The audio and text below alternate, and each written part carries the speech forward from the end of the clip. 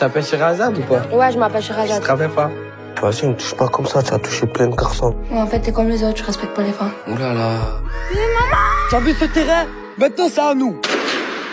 Son vrai nom, c'est Sarah. Elle est née à Marseille dans les quartiers sud. Sa vie, franchement, elle a tarpin mal commencé. Elle a jamais connu sa mère parce qu'elle est morte en lui donnant la vie. Son père, il a fait de son mieux pour l'élever, son grand frère et elle. Mais quand elle a eu 9 ans, il s'est mis dans l'alcool et la drogue.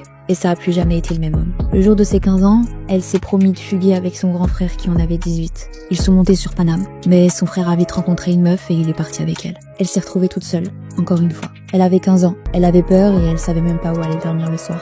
Elle a commencé à passer de foyer en foyer, jusqu'à rencontrer un mec. Elle le savait pas encore, mais il allait la briser. Il avait 22 ans et il était en place, et elle a commencé à tomber amoureuse de lui. Mais au bout de quelques mois, il l'a forcée à vendre son corps pour de l'oseille, à seulement 16 ans. Elle le voulait pas, mais par amour, elle a cédé.